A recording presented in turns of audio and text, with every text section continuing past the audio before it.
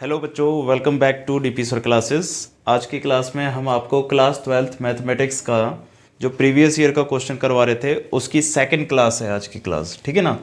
अगर किसी ने फर्स्ट वीडियो नहीं देखी हो तो डिस्क्रिप्शन में जाके उसके लिंक से आप फर्स्ट वीडियो को देख सकते हैं। फर्स्ट वीडियो में हमने 1 से लेकर 10 तक के MCQ करवाए हैं। आज की क्लास में हम 11 से लेकर 20 तक यानी कि कंप्लीट MCQ ख़त्म करवा देंगे, ठीक है। और फिर अगली क्लास में हम सेक्शन बी स्टार्ट करेंगे जिसमें आपके 3 नंबर के क्वेश्चन स्टार्ट होते हैं, ठीक है। तो चलिए स्टार्ट करते हैं आज की क्लास को क्वेश्चन नंबर 11th के साथ। तो देखिए स्टार्ट करते हैं क्वेश्चन नंबर 11th के साथ। क्वेश्चन नंबर 11th क्या कह रहा है? The number of corners, corners की संख्या बतानी है आपको। Point of the feasible region, feasible का मतलब होता है शेडेड रीजन, ठीक है ना। शेडेड रीजन, जो शेडेड रीजन होता है उसको हम कहते हैं फिजिबल रीजन। मतलब जो एरिया कवर होता है, जो कवर एरिया होता है उसको हम कहते हैं feasible region. Determine by the constraint x greater than equal to 0। पहला क्या दे रखा है? x is greater than equal to 0, ठीक है। दूसरा दे रखा है y is greater than equal to 0।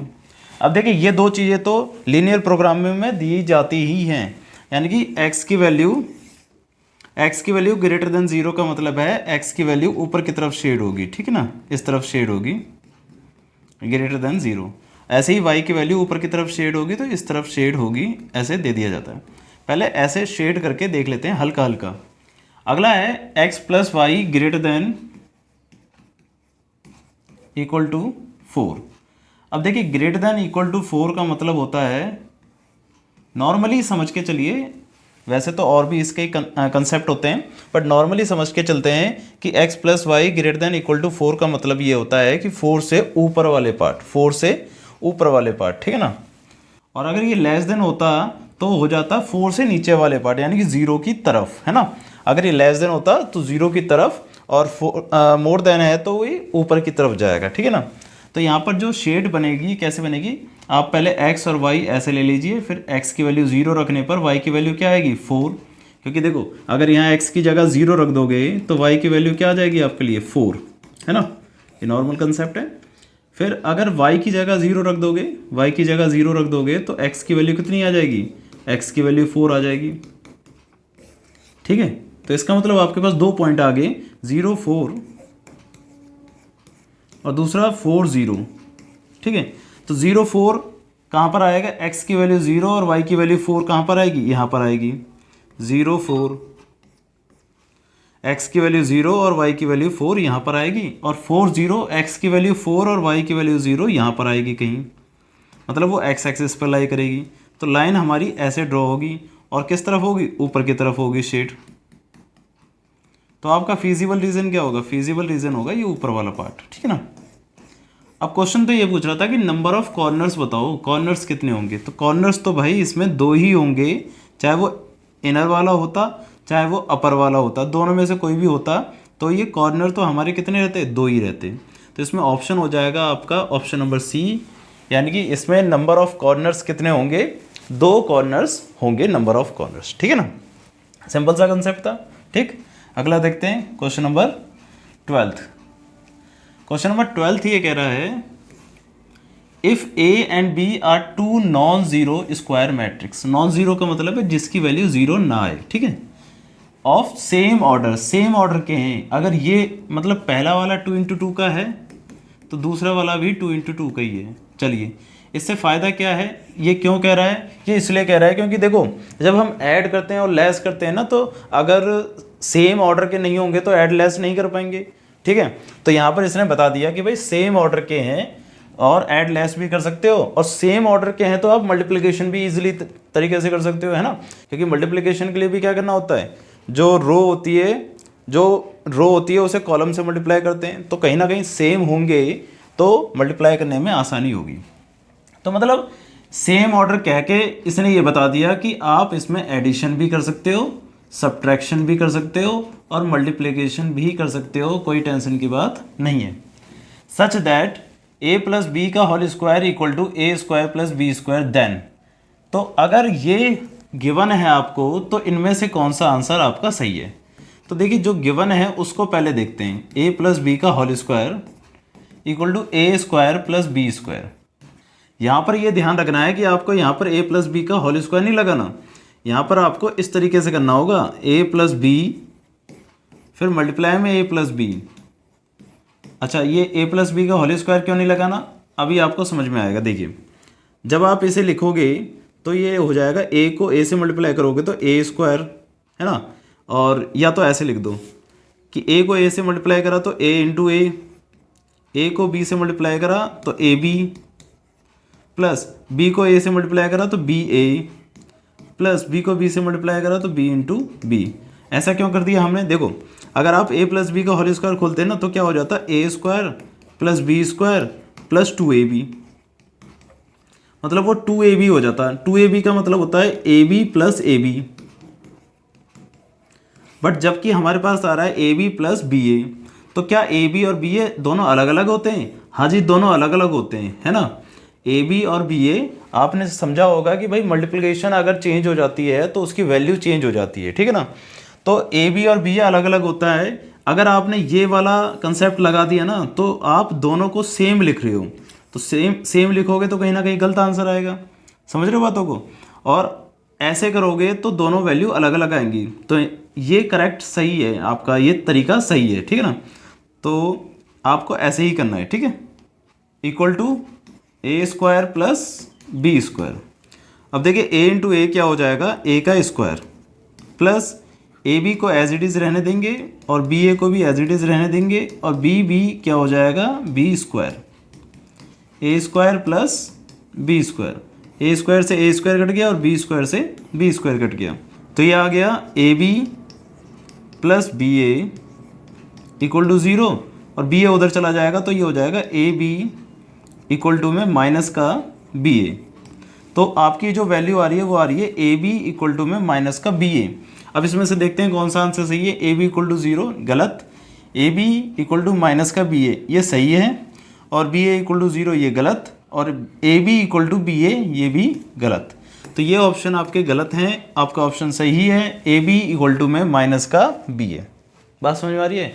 अगर ध्यान रखना, अगर आपने यहाँ पर ए प्लस बी का होल स्क्वायर ओपन कर दिया ना तो ये वैल्यू आपकी सही नहीं आएगी, समझ में आ रहा है, ये वैल्यू फिर सही नहीं आएगी आपकी। तो इसलिए आप जब भी ऐसा होल स्क्वायर टाइप आए तो ए प्लस बी को और ए प्लस बी को अलग कर दो, फिर उसको मल्टीप्लाई करो। बात समझ में आ रही है। चलिए देखते हैं अगला क्वेश्चन, क्वेश्चन नंबर 13 कह रहा है a relation R define on set A X is belongs to Z, मतलब इंटीजर से बिलोंग कर रहा है, एंड एक्स की वैल्यू जो है 0 से बड़ी और 0 के बराबर और 10 से छोटी और 10 के बराबर है। मतलब x की वैल्यू आप 0 से लेकर 10 तक ले सकते हैं, ठीक है। एज गिवन रिलेशन आपको दे रखा है एक्स वाई का, x is equal to Y. Relation दे रखा है एक्स वाई का कि x इक्वल है y के, मतलब ऐसा रिलेशन लेना है जहाँ पर x और y दोनों इक्वल हैं। Given to be an equivalence relation and the number of equivalence classes. देखो ये वर्ड बोल रहा है क्लासेस, कितने क्लासेस बनेंगे इसकी। क्लासेस का मतलब होता है कितने सेट बन जाएंगे। जैसे कि आप अगर x की जगह 0 रखोगे तो y की जगह भी क्या रखोगे, 0। x और 0 मतलब 0 0 जो होंगे वो क्या होंगे, इक्वल होंगे। ऐसे ही और क्या बन सकता है, 1 और 1 का भी रिलेशन बन सकता है कि 1 और 1 भी आपस में क्या होते हैं, इक्वल। ऐसे ही 2 2 3 3 4 4 सारे बन जाएंगे, है ना। 5 5 6 6 7 7 सारे बना देंगे। 8 8 9 9 और 10 10, क्योंकि हर वैल्यू के क्या होगी, बराबर होगी, अपने ही खुद के बराबर तो होगी। तो x अगर यहाँ पर 0 रखा तो यहाँ पर भी 0 रखा तो दोनों वैल्यू बराबर हो सकती है, बन सकती हैं। अगर कुछ और रखेंगे तो कोई क्लासेस बन पाएगी नहीं। जैसे कि हम यहाँ 1 रख दें, यहाँ 2 रख दें तो वैल्यू बन पाएगी नहीं। तो यहाँ पर नंबर ऑफ क्लासेस कितनी हो गई, 1 2 3 4 5 6 7 8 9 10 11। आपकी टोटल नंबर ऑफ क्लासेस हो जाएंगी यहाँ पर 11। नंबर ऑफ क्लासेस हो जाएंगी आपकी 11 क्लासेस, ठीक है ना। तो ऑप्शन क्या है आपका, डी नंबर ऑफ क्लासेस क्या है आपके पास 11। समझ में आ रहा है आपको? यहाँ पर सिर्फ नंबर ऑफ क्लासेस के बारे में पूछा जा रहा था, तो ध्यान रखना क्लासेस का मतलब है कि कितने एलिमेंट ऐसे हैं जो यहाँ पर लाई कर सकते हैं, ठीक है ना, तो इसको कहते हैं नंबर ऑफ क्लासेस। अगला देखते हैं क्वेश्चन नंबर 14। देखिए अगला कह रहा है 14, if a matrix has 36 element, एक मैट्रिक्स के 36 एलिमेंट हैं, the number of possible orders it can have. बहुत ही सिंपल सा कंसेप्ट है। अगर किसी मैट्रिक्स के एलिमेंट टोटल 36 हैं, मतलब इन सबको जोड़ जाड़ के सब 36 आ रहे हैं, तो ऑर्डर क्या बन सकते हैं? तो देखिए ऑर्डर का मतलब होता है m इंटू n, ठीक है। अब मुझे एक चीज़ बताइए, जैसे कि हम मान के चलिए लिखते हैं 2 1 3 4, ये मैंने बनाया 2 इंटू 2 का मैट्रिक्स। अभी 2 इंटू 2 का मैट्रिक्स जो है इसमें कितने एलिमेंट है? 4। वो कैसे पता चले आपको? वैसे तो काउंट करके पता चल गए, बट आप 2 इंटू 2 को मल्टीप्लाई करोगे तब भी क्या आएगा? 4 आएगा। तो मतलब नंबर ऑफ एलिमेंट्स जो हैं आपको m और n को मल्टीप्लाई करके भी मिल जाते हैं, ठीक है। तो इसका मतलब क्या है? आपको m और n को मल्टीप्लाई कर 36 लाना है। तो ये देखो कि 36 कब कब आ सकता है। तो भाई 36 आ सकता है 1 और 36 को मल्टीप्लाई कर, ठीक है, 36 आ जाएगा। और अब इस संख्या को बढ़ाते जाओ, जैसे कि 136 लिख दिया आपने, अब 2 को लिखो, तो 2 और 18, फिर 3 और 12, है ना। 4 के साथ हो सकता है मल्टीप्लिकेशन, इसका हो सकता है 4 और 9, है ना। और 5 के साथ हो सकता है नहीं, 6 के साथ हो सकता है 6 इंटू 6, 7 के साथ मल्टीप्लिकेशन हो सकता है 7 का, मतलब किसी को मल्टीप्लाई करके 7 को मल्टीप्लाई कर 36 आ सकता है, नहीं आ सकता। 8 को मल्टीप्लाई कर नहीं आ सकता। 9 को आ सकता है ना। मतलब जैसे हमने यहाँ पर रो और कॉलम लिए थे अलग अलग, अब इसका इन्वर्स करते जाओ, तो 4 और 9, फिर अगला क्या हो जाएगा? 12 और 3, फिर अगला क्या हो जाएगा? 18 और 2, फिर उससे अगला क्या हो जाएगा? 36 और 1। तो ये आपके नंबर ऑफ पॉसिबल क्या होंगे? ऑर्डर्स होंगे। कितने हो जाएंगे? 1 2 3 4 5 6 7 8 9। तो इसके टोटल ऑर्डर क्या हो जाएंगे? 9। कि आप 9 ऑर्डर के एलिमेंट ऐसे बना सकते हो जो कि क्या होंगे? 36 एलिमेंट को दिखाएंगे। तो ऑप्शन हो जाएगा इसका ऑप्शन नंबर डी, 9 ऑर्डर। समझ में आ रहा है आपको?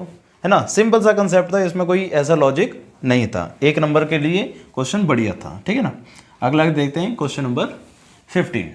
अगला कह रहा है the number of point where fx is greatest integer. इसका मतलब होता है ग्रेटेस्ट इंटीजर,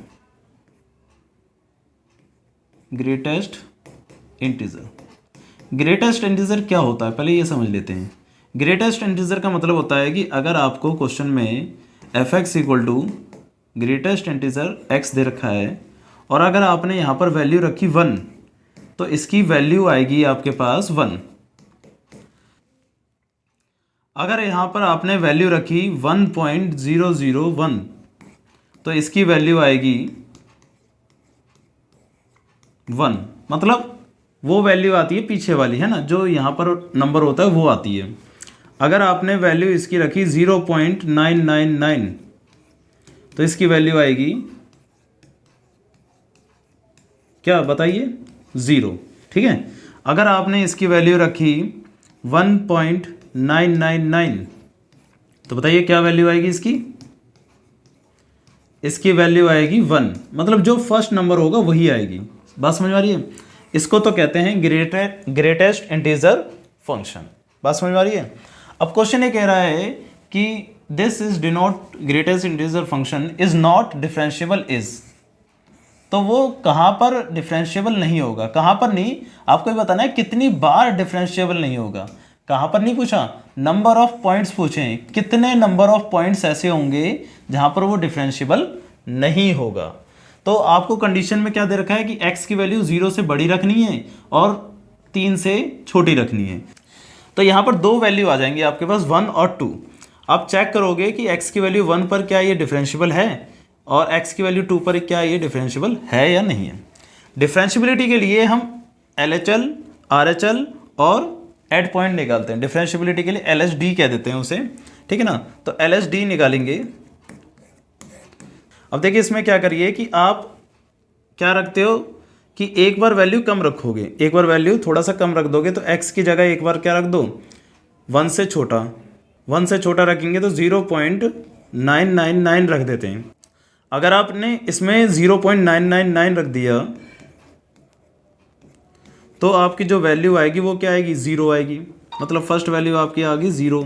ठीक है, अब एक बार आप क्या रख दो 1 रख दो, ठीक है ना, क्योंकि हमें 3 चीज़ों पे देखना पड़ता है ना, LSD, एट पॉइंट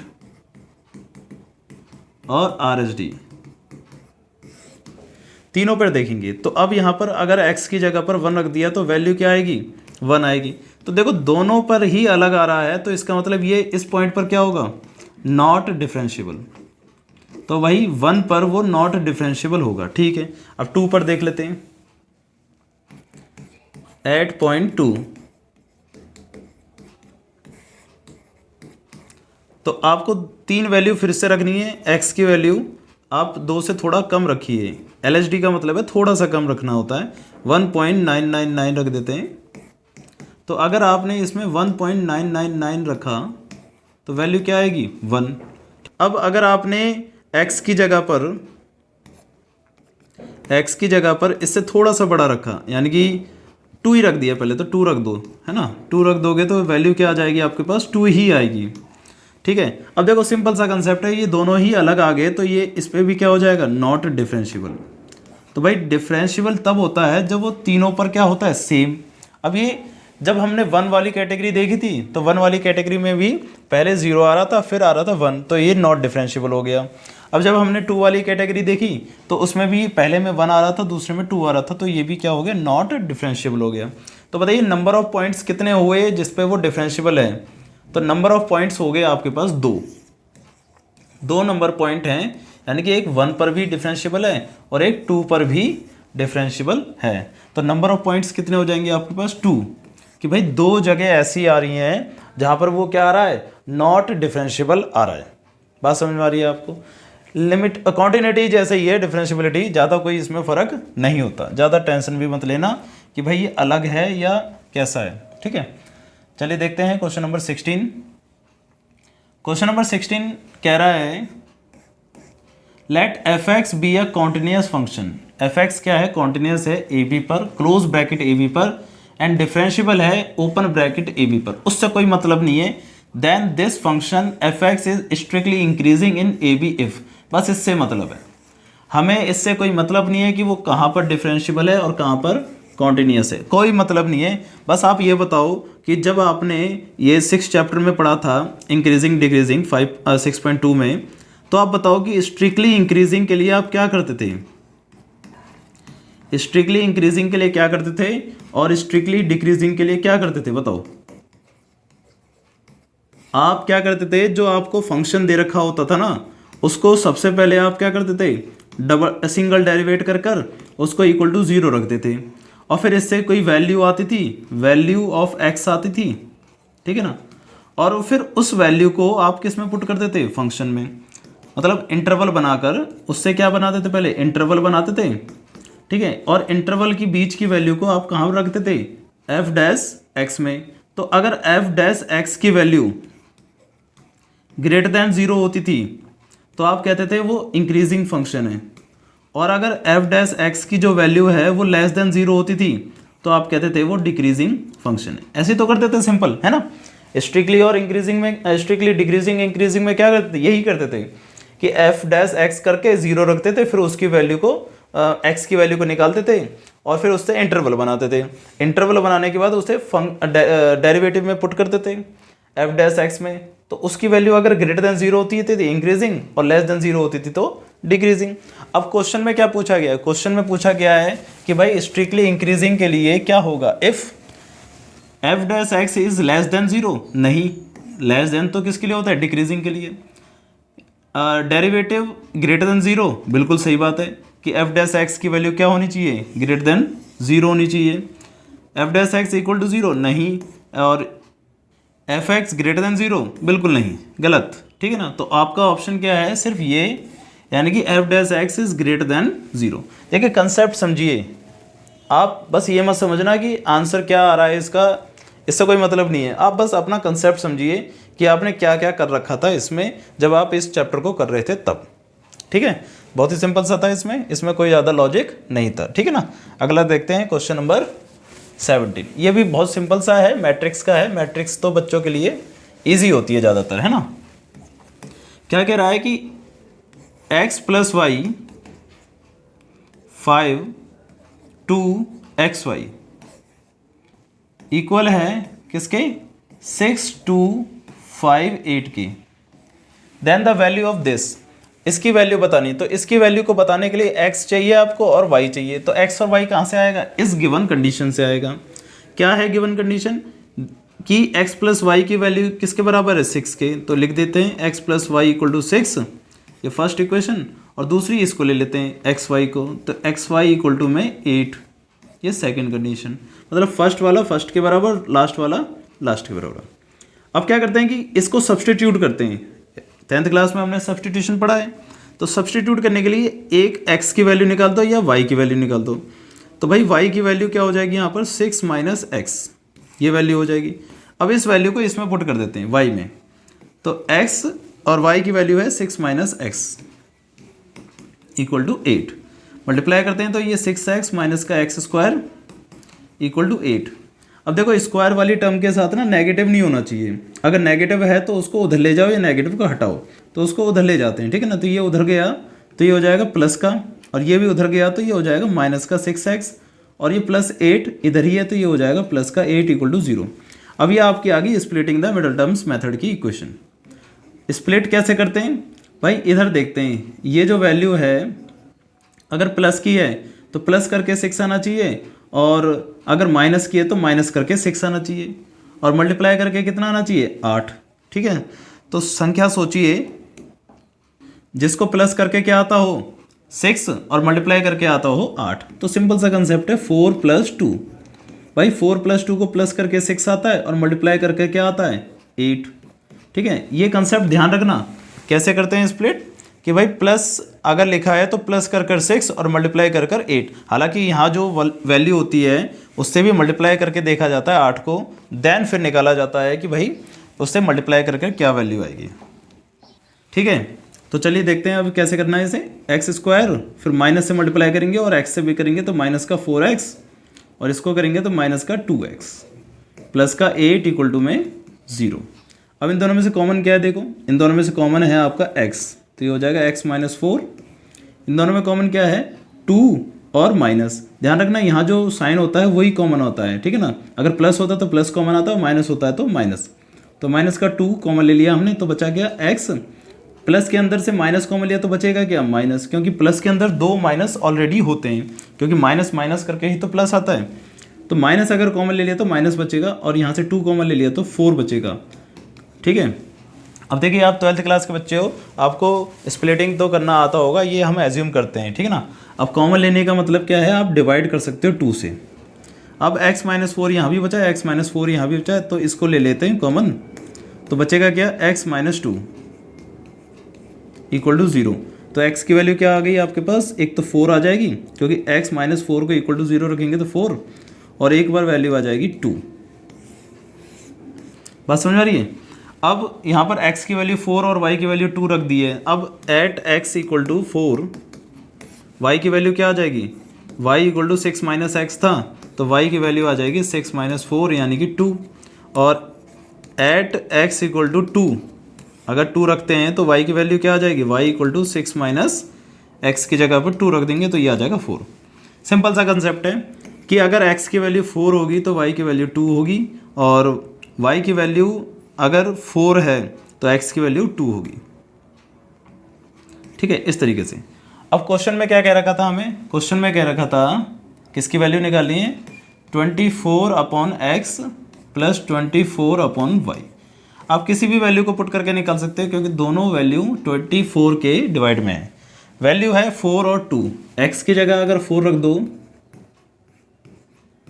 और y की जगह अगर 2 रख दो तो वैल्यू क्या आएगी, ये 6 बार में कट जाएगा और ये 12 बार में, तो ये वैल्यू आ गई आपकी 18।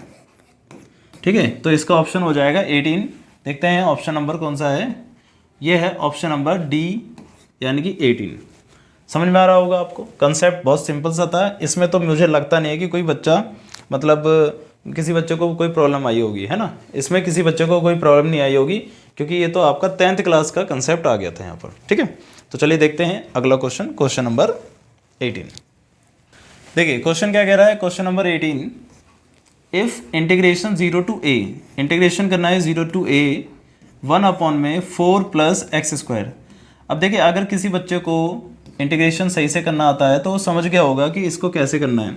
इसको करने के लिए आप सबसे पहले इस 4 को लिखोगे 2 का स्क्वायर प्लस x का स्क्वायर, ठीक है, और इक्वल टू में आपका क्या चल रहा है, π/6 चल रहा है। आपको क्या निकालना है, a की वैल्यू निकालनी है। ठीक है भाई, अब इसमें क्या करेंगे, इंटीग्रेशन, ये किसका इंटीग्रेशन होता है, ये होता है tan इनवर्स का। अगर 1 में a² + x² का इंटीग्रेशन करते हैं तो ये होता है 1/a tan इनवर्स x/a, ठीक है, प्लस c ये सब होता है। बट प्लस c यहाँ इसलिए नहीं लगेगा क्योंकि ये क्या है, लिमिट वाला कंसेप्ट है। लिमिट वाले कंसेप्ट में c की वैल्यू को नहीं लिखा जाता। अब ये इसकी जगह पर क्या लिख सकते हैं, 1 में a का मतलब क्या है, ये 2, तो 1 में 2 tan इनवर्स x/a, x की जगह तो x है और a की जगह पर 2 है, ठीक है ना। इस तरीके से हो गया, इक्वल टू में π/6। अब ये जो 2 है इससे ये 6 कैंसिल हो सकता है 3 बार में, बट इससे मत कर देना क्योंकि ये तो क्या है, हमारा थीटा है, ये कैंसिल नहीं कर सकता। तो ये हो जाएगा tan inverse x/2 equal to π/3। अब क्या करेंगे, अच्छा इसमें लिमिट भी थी तो लिमिट को भी साथ में रखेंगे, तो ये 0 से लेकर a, इस तरीके से लिमिट अभी भी चल रही है, ठीक है ना, इस तरीके से लिमिट चल रही है। अब क्या करेंगे कि लिमिट को पुट करेंगे, तो सबसे पहले अपर लिमिट को पुट किया जाता है, यानी कि a को पुट करेंगे x की जगह पर, तो ये हो जाएगा tan inverse a/2 minus tan inverse, अब 0 पुट करेंगे, माइनस, ध्यान रखना दोनों लिमिट को पुट करने के बीच में माइनस होता है।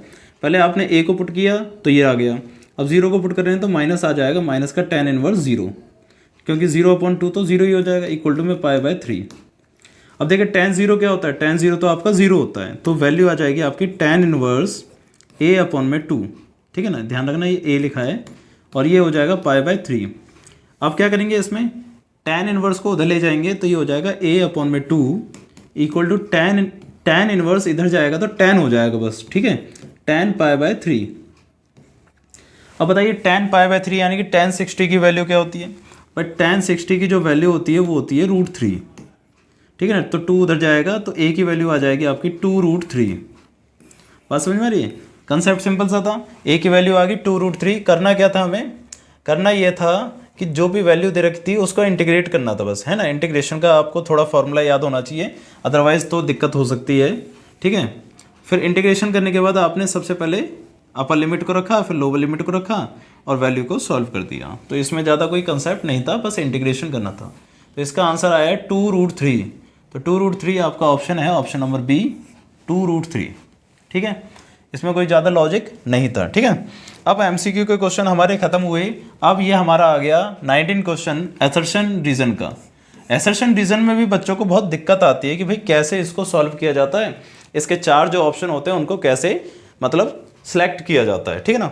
देखिए असर्शन रीजन का हर बार मैं आपको बताता हूँ, हर बार ये होता है कि आप सबसे पहले ये देखिए कि जो असर्शन है क्या वो सही लिखा हुआ है, ट्रू है या फॉल्स है, पहले ये देखिए ट्रू है या फॉल्स है, ठीक है। फिर आगे तब बढ़िए ना, पहले ये देखिए कि असर्शन ट्रू है या फॉल्स है। देखो ट्रू होगा तो फिर आप सोचने में सोच सकते हो कि भाई बी वाला अगर ट्रू आ गया तो क्या उन दोनों में रिलेशन बन रहा है कि नहीं बन रहा है ना। अगर फॉल्स होगा तो बहुत बढ़िया बात है, अगर फॉल्स हो गया तो आपके लिए 2 ही ऑप्शन होते हैं, फॉल्स हो गया तो सीधा ये वाला ऑप्शन हो जाएगा, यानी कि असर्शन अगर फॉल्स होगा तो सिर्फ डी ऑप्शन होगा। तो आप सबसे पहले ये पता करिए कि असर्शन ट्रू है या फॉल्स है, ठीक है ना। अब असर्शन देखिए, पढ़िए, align in space, align in space, space मतलब ये स्पेस अंतरिक्ष कह सकते हैं या कहीं भी स्पेस में कह सकते हैं, वैसे स्पेस अंतरिक्ष ही होता है। A line is in space cannot be drawn perpendicular to XY Z axis simultaneously. बोल रहा है कि अगर किसी मतलब स्पेस में देखा जाए तो किसी स्पेस में एक्स वाई जेड जो एक्सिस होते हैं वो तीनों किसी लाइन पर परपेंडिकुलर नहीं हो सकते एक साथ। बिल्कुल सही बात है, एक साथ वो तीनों एक ही लाइन पर कैसे परपेंडिकुलर हो सकते हैं, क्योंकि हम जानते हैं हमारे पास एक फॉर्मूला होता है cos square alpha plus cos square beta plus cos square gamma equal to 1 होता है, ठीक है ना। यानी कि L square plus M square plus N square equal to 1, उसी से बना है। एल का मतलब कॉस अल्फ़ा, एम का मतलब कॉस बीटा, एन का मतलब कॉस गामा। अब देखिए अगर आपने सबकी वैल्यू 90 कर दी, अगर आपने सबकी वैल्यू 90 कर दी यानी कि अल्फ़ा भी 90, अल्फ़ा क्या है एक्स के साथ बनने वाला एंगल, बीटा क्या है वाई के साथ बनने वाला एंगल, और गामा क्या है जेड के साथ बनने वाला एंगल। अगर आपने सबकी वैल्यू 90 कर दी यानी कि जैसे कि परपेंडिकुलर क्वेश्चन कह रहा था ना, परपेंडिकुलर कर दी तो क्या वो वैल्यू 1 के बराबर आएगी। देखते हैं कॉस 90 क्या होता है, कॉस 90 तो आपका होता है 0, ठीक है, और ये भी क्या होता है 0, और ये भी क्या होता है 0। तो कॉस 90 सारी वैल्यू 0 होती हैं, तो क्या वो 1 के बराबर है, वो 1 के बराबर बिल्कुल नहीं है। बट कंसेप्ट क्या कहता है, कंसेप्ट ये कहता है कि तीनों का जो स्क्वायर है एंगल का वो किसके बराबर आना चाहिए, 1 के बराबर आना चाहिए, बट वो 1 के बराबर नहीं आ रहा। बात समझ में आ रही है। इसका मतलब क्या है कि स्पेस में सही में तीनों मतलब तीनों एंगल मतलब तीनों एक्सिस किसी एक लाइन पर परपेंडिकुलर नहीं हो सकते।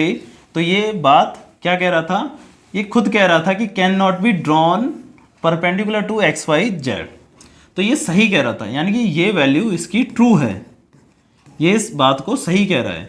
अब ट्रू है तो अगला भी देखिए, रीज़न क्या कह रहा है। रीज़न कह रहा है for any line making angle A B G, अब जी या सी कुछ भी ले लो, हमने सी ले रखा है, A B C with the positive direction of X Y Z axis respectively cos square A plus cos square B plus cos square C. क्या ये वैल्यू सही है, ये फॉर्मूला सही है, ये फॉर्मूला सही है, क्योंकि अभी अभी तो हमने ये बता दिया कि भाई cos square alpha plus cos square beta cos square gamma equal to 1 होता है, तो वही बात इसने लिख दी। तो ये बात सही कह रहा है, बिल्कुल सही कह रहा है। अब आप ये समझिए कि जब दोनों सही हैं, क्या दोनों एक ही कंसेप्ट से मतलब बिलोंग कर रहे हैं। हाँ जी, एक ही कंसेप्ट से बिलोंग कर रहे हैं। देखो इस वाले असर्शन में हमने ये फॉर्मूला लगाया था कि नहीं लगाया था, बिल्कुल, और वही फॉर्मूला उसने सेकंड रीजन में आपको बता दिया। तो इसका मतलब क्या है कि असर्शन और रीजन आपस में एक दूसरे से रिलेट कर रहे हैं, रिलेशन इनका बन रहा है। तो रिलेशन का मतलब होता है ये करेक्ट एक्सप्लेनेशन है। क्या है, करेक्ट एक्सप्लेनेशन है कि बी के अंदर यानी कि आर के अंदर ए की करेक्ट एक्सप्लेनेशन है। तो ऑप्शन देखते हैं, इसमें ऑप्शन क्या होता है। इसमें पहले ऑप्शन होता है वैसे तो ए, कि both assertion A and reason are true. पहले तो दोनों ट्रू हैं, बिल्कुल हैं। And reason is correct explanation of assertion, और रीजन जो है करेक्ट एक्सप्लेनेशन है असर्शन की।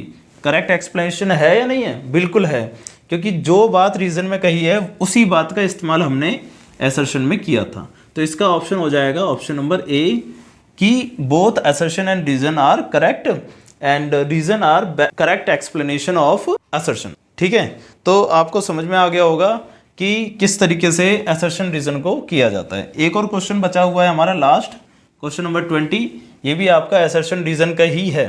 ठीक है, फिर आज की क्लास में हम ये 20 क्वेश्चन कंप्लीट कर चुके होंगे। फर्स्ट जो 10 क्वेश्चन है वो फर्स्ट वीडियो में कंप्लीट कर दिए और लास्ट के ये 10 इसमें कर दिए। फिर अगली क्लास में हम आपको सेक्शन बी करवाएंगे जिसमें 3 नंबर के क्वेश्चन हैं। ठीक है ना। देखिए अगर आप इनको करते रहोगे तो कहीं ना कहीं आपकी मतलब रिवीजन होता रहेगा और तैयारी होती रहेगी। चलिए देखते हैं क्वेश्चन नंबर 20। क्वेश्चन नंबर 20 कह रहा है assertion A for matrix A. Matrix दे रखा है where theta is belongs to 0 to pi 2 pi. तो थीटा जो है 0 से लेकर 2 पाई के बीच में जा रहा है भाई। तो 0 से लेकर 2 पाई के बीच में जाने का मतलब क्या है, उसमें बहुत सारी बीच में चीज़ें आती हैं, जैसे कि 90 आता है, पाई आता है, पाई बाय 3 पाई बाय 2 आता है, ये वैल्यू आती है। ठीक है ना, इन पे भी देख सकते हैं आप वैल्यू। ठीक है, और बोल रहा है कि डिटरमिनेंट जो है वो बिलोंग करता है किसके बीच में, 2 से लेकर 4 के बीच में। तो ए का जो डिटरमिनेंट है वो 2 से लेकर 4 के बीच में लाई करेगा कब, जब थीटा की वैल्यू आप बिलोंग करोगे 0 से लेकर 2 पाई के बीच में, तो उसका जो डिटर्मिनेंट है वो 0 से लेकर 4 के बीच में आएगा, ऐसा क्वेश्चन कह रहा है। तो ये सही कह रहा है या गलत कह रहा है, इसके बारे में पता करने के लिए आपको सबसे पहले ए का डिटर्मिनेंट निकालना पड़ेगा। तो भाई ए का डिटर्मिनेंट कैसे निकालते हैं, डिटर्मिनेंट सबको आता होगा कि आप सबसे पहले इस वाली वैल्यू को लोगे 1 को, फिर इससे रिलेटेड रो और कॉलम को हटा दोगे तो बचेगा क्या 1 cos थीटा और माइनस का cos थीटा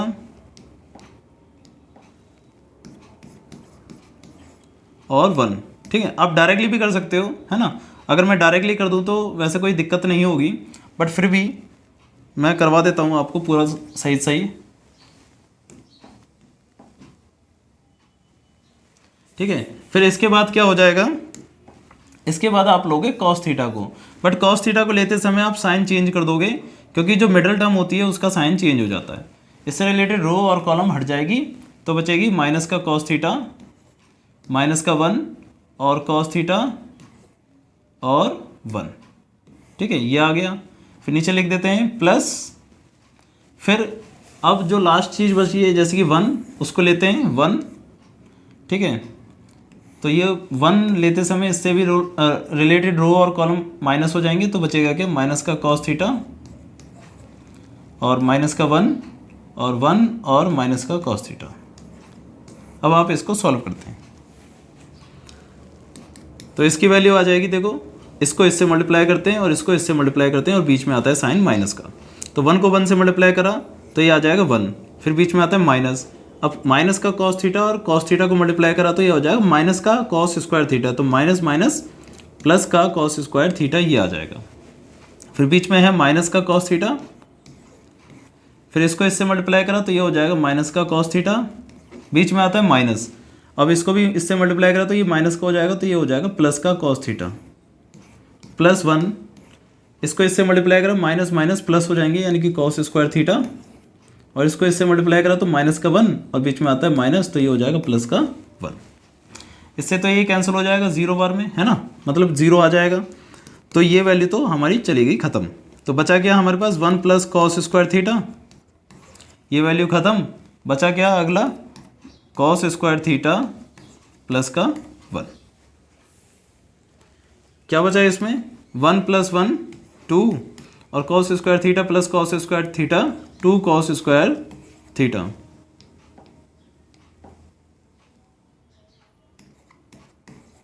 ठीक है, अब 2 कॉमन ले सकते हो आप, तो बचेगा क्या 1 प्लस cos स्क्वायर थीटा। अब आपको बस पुट करना है, आपको जो वैल्यू दे रखी थी 0 से लेकर 2 पाई, तो हमने बताया था 0 से लेकर 2 पाई के बीच में आप कुछ भी रख सकते हो, 0 भी रख सकते हो, पाई बाय 2 भी रख सकते हो, पाई भी रख सकते हो, 3 पाई बाय 2 भी रख सकते हो। ठीक है, और 2 पाई भी पुट करके देख सकते हो कि वैल्यू क्या क्या आएंगी। इसमें वैल्यू रखी 1 प्लस cos स्क्वायर, पहले 0 रखते हैं, 0 रखी तो 0 रखने पर cos 0 क्या होता है 1, तो ये हो जाएगा 2 1 प्लस 1 यानी कि 2 इंटू 2 4, ये वैल्यू आ जाएगी 4। अगर आपने वैल्यू रखी पाई बाय 2 तो 1 plus cos pi by 2, cos pi by 2 यानी कि cos 90 क्या होता है 0, तो cos 90 हो जाएगा 0, तो ये बचेगा 1, तो ये आ जाएगी वैल्यू 2। अगर आपने पाई रखी तो पाई रखने पर जो वैल्यू आएगी वो आएगी माइनस का 1, तो भाई स्क्वायर लगा हुआ है तो माइनस का 1 क्या हो जाएगा प्लस का 1 ही हो जाएगा, तो वैल्यू क्या आ जाएगी फिर से 4। मतलब सब पे जो वैल्यू आ रही है या तो 2 आ रही है या तो 4 आ रही है ना। ऐसी 3 पाई बाय 2 पे रख के देख लो, 3 पाई बाय 2 पे अगर वैल्यू रखोगे आप तो 3 पाई बाय 2 पर तो cos होता है आपका 0, तो ये आ जाएगा 2 इंटू 1 यानी कि 2। ठीक है, ऐसी 2 पाई पर अगर वैल्यू रखोगे आप cos की तो 2 पाई पर वैल्यू होती है 1, तो ये हो जाएगा 2 1 प्लस 1 यानी कि 4। तो देखो हर किसी पे वैल्यू क्या आ रही है 2 आ रही है या तो 4 आ रही है। तो क्वेश्चन यही तो कह रहा था कि 0 से लेकर 2 पाई तक अगर हमने थीटा की वैल्यू ली तो डिटर्मिनेंट जो है 2 से लेकर 4 के बीच में आएगा। तो ये सही कह रहा था या गलत कह रहा था, ये तो सही कह रहा था भाई, है ना। यानी कि असर्शन आपका क्या है करेक्ट है, असर्शन क्या है आपका करेक्ट है। तो ये ए का जो ऑप्शन है वो आपका क्या होगा करेक्ट होगा, यानी कि ट्रू होगा। तो ये वैल्यू आपकी क्या है, ट्रू है। एसर्शन आपका क्या है, ट्रू है, कि एसर्शन में जो बात कही है वो ट्रू कही है, ठीक है। अब अगला रीज़न क्या कह रहा है कि कॉस थीटा बिलोंग करता है -1 से लेकर 1 के बीच में, जब थीटा की वैल्यू 0 से लेकर 2 पाई के बीच में होती है। बिल्कुल सही बात है कि ये तो करेक्ट बात है भाई, कि कॉस की जो वैल्यू है -1 से 1 आती है जब वैल्यू क्या आती है 0 से लेकर 2 पाई। अब ये समझिए कि क्या दोनों एक दूसरे से लिंक कर रहे हैं, दोनों असर्शन रीज़न एक दूसरे से लिंक कर रहे हैं। देखिए लिंक कर रहे हैं, क्यों कर रहे हैं, क्योंकि हमने यहाँ पर जब वैल्यू पुट करी थी तो यही तो रखा था, 0 पर 1 रखा था, फिर यहाँ पर 0 रखा था, फिर यहाँ पर -1 रखा था, यहाँ पर 0 रखा था, यहाँ पर 1 रखा था। तो हमारी वैल्यू में भी क्या था, x की वैल्यू मतलब कॉस की वैल्यू ज़्यादा से ज़्यादा माइनस तक -1 हो सकती है और प्लस में 1 थी, ठीक है।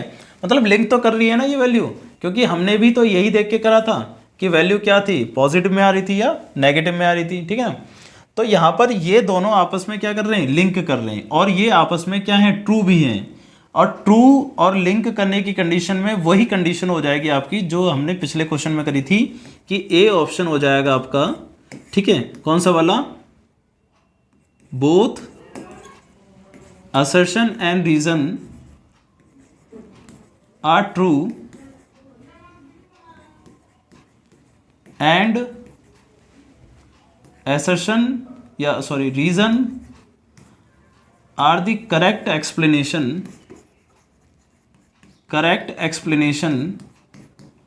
of assertion, ठीक है ना। दोनों ही वैल्यू सही थी और आर जो है वो करेक्ट एक्सप्लेनेशन है किसकी, ए की। बात समझ में आ रही है, ठीक है। तो इसका ऑप्शन बी क्या हो जाएगा, ऑप्शन नंबर ए, ठीक है भाई। तो आज की क्लास में देखिए हमने आपको सारे क्वेश्चन करवा दिए एमसीक्यू से रिलेटेड, ठीक है। तो अगर आप स्टार्टिंग से लेकर एंड तक 20 एमसीक्यू देखेंगे तो गारंटेड है आपको कहीं ना कहीं समझ में आएंगे। और अगर आपको नहीं समझ में आते तो आप हमें कमेंट करिए, हम उसकी दोबारा वीडियो बनाएंगे, एक शॉर्ट वीडियो, ताकि आपको वो समझ में आ जाए, ठीक है।